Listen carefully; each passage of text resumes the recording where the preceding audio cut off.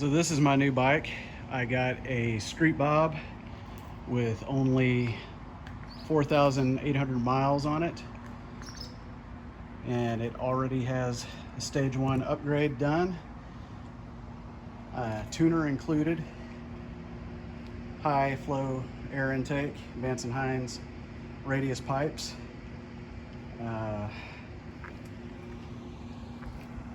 saddlebag up here, little windscreen on the front.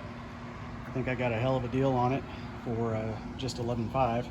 Oh, also forward controls already installed. And one thing I noticed on it with my short legs in that air cleaner is that it's very awkward getting around to that brake pedal. I like the position of the feet when they're on the pegs, they feel great, but having to curve my toe in to hit that brake pedal is just a little bit awkward. So I have a plan for that. What I'm gonna do, I got this piece of channel steel and I'm gonna cut it out. I'm going to notch this part here for that part of the brake lever to go around there. I'm gonna cut a little extra flap on the top side, fold it over 90 degrees and box this part in, weld that in.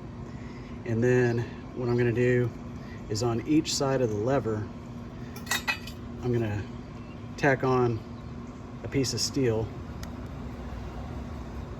and I'm gonna weld a nut on each side with the hole drilled out in that straight piece of steel. And then when I put this wider pedal on top, the bolts will come in from the bottom and snug it up so that it doesn't come off of this pedal. So it'll basically just be a wider steel pedal that attaches to this one here. And I'll paint it black, and I don't know, maybe, I don't know if I'll embellish it with something to enhance the grip, or maybe just use skateboard tape or something like that, just to make sure it's not slick and make it look a little bit better. So I still have some work to do, but here's that piece of channel steel with the notch cut out and then the end folded over to box it in. I'm gonna have to weld it up and trim it up and make it fit better. But roughly, it's gonna turn this pedal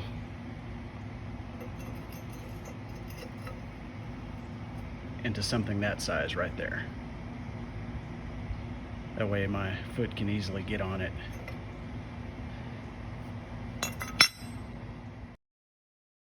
That brake lever was hard to get off. The backing nut on the inside that holds it on is almost impossible to get to, but I was finally able to get on it with a 1/2 inch open-ended wrench. So this is my extended pedal on the bottom side, and what I'm going to do is weld this part on here with this nut, and then I can tighten it down with a bolt and keep it from wiggling off. And then after I do that, I'll clean it up and put some paint on it.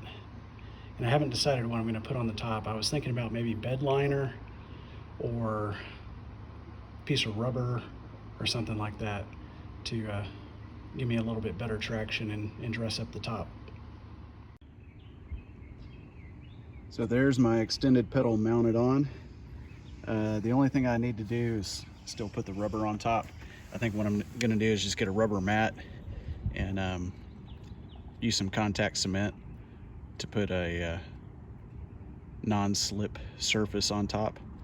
But it's on there. Thing doesn't move, doesn't wiggle. And now I won't have to crook my knee around that air cleaner and go pigeon-toed in order to hit my brake.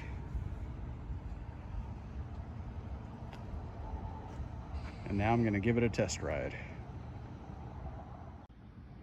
Okay, so instead of bed liner or grip tape or something like that, I went to Walmart and I got this cheap floor mat for cars. It was only $4.97, and I'm going to cut a portion of that out to fit on here, and I'm going to take off this black paint first, get it down to the bare metal, and then use some contact cement to put that on there, and that'll make it look a little bit better and also give me a little improved traction in case I have mud on my boots or something like that.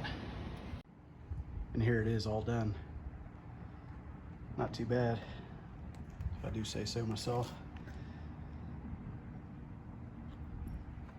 And as you can see, my right foot is going to have a lot easier time finding that brake than it did before. The original pedal was flush with pretty much that part of the peg there.